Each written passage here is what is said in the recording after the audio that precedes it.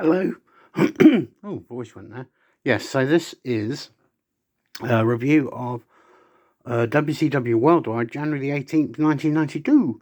And this is, I watched this on YouTube because it was on there last night. And yeah, I watched it last night. So let's go through the matches. And if I can remember some of it, because when I tend to watch WCW stuff, it sort of goes out of my head.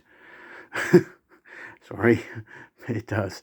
So the first match was Ron Simmons against Chris Sullivan, no relation to Kevin or Dave, and Ron Simmons, the All-American Ron Simmons, he got the victory. This match was about a minute and a half long. Basically, the end came where Mr. Simmons basically he spine busted him, and that was it. 1, 2, 3. Yeah, squash match.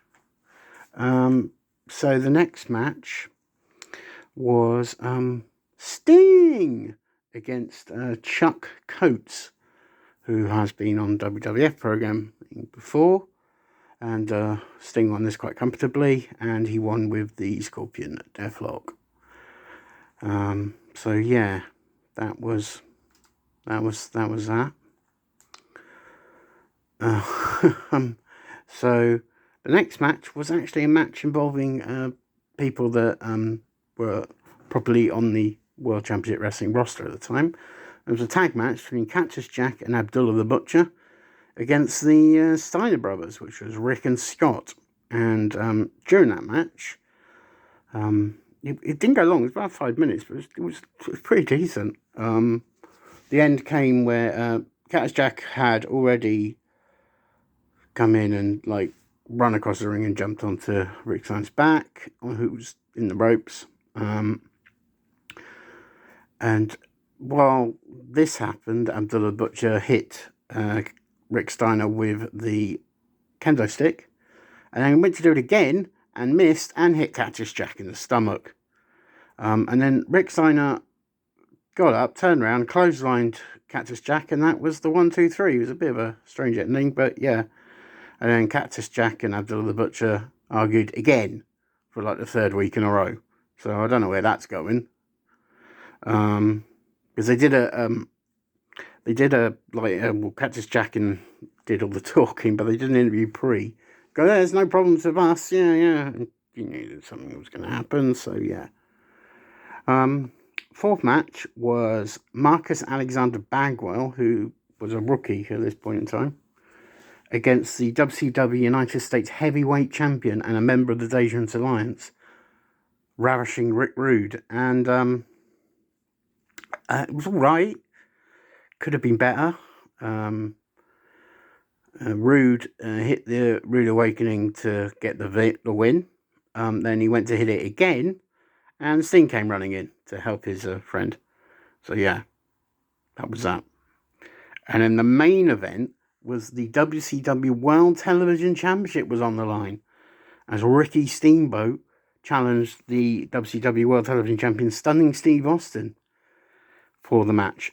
Now, you must bear in mind that WCW did have a TV title, and pretty much every TV title had a 10-minute time limit, which is slightly disappointing because pretty much every match ended in a time limit draw, like this one did.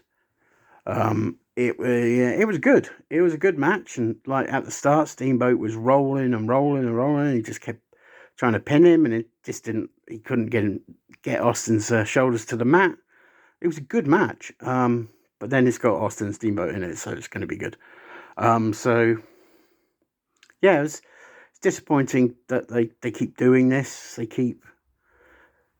It's an easy get out just to have a time limit draw, and obviously Austin retains his TV title, but it's just they then towards the end, after that match they didn't mention it by name. Excuse me, that's embarrassing. They didn't mention it by name, but they more or less said, "Oh look, watch Clash of Champions next Tuesday." But they They didn't. They said like a national televised show. They kept saying a national televised. They didn't name it by name, which I thought was a bit weird. But okay. Some other things that came out of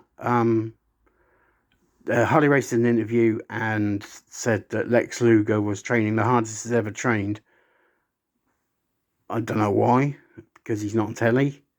It's probably something to do with Fall Brawl, or Super Brawl, sorry, which is going to be at the end of February 29th, I think, 92. So a while yet, which is slightly worrying that he's not going to be seen anywhere. And then they also announced in this that the WCW World Tag Team Champions the week before changed hands. It was Ricky Steamboat and Dustin Rhodes, and now Arn Anderson and Beautiful Bobby the Dangerous Alliance are now the tag team champions. Where this happened and how this happened, I don't know. They didn't say. They just said they won it last week. So, there we are. So yeah, that was WCW Worldwide January the 18th, 1992. I know it's a bit quick, the last two videos, but if I keep getting these videos out and I try and get them more regular than I have been doing, and maybe my fan base will grow. I'm not really, it'd be nice to have more subscribers, of course, but I'm not in it for the. I'm here to talk about wrestling, and it's one thing I love. So there we are. So yeah, thank you for watching. Thank you for your interest in me and the channel, which is good. Thank you. Continued support is always helpful. But yeah, here I am. Hope you've enjoyed what I've had to say about this particular episode of WCW Worldwide. But other than that, I will see you soon, and I probably will see you very soon. See ya.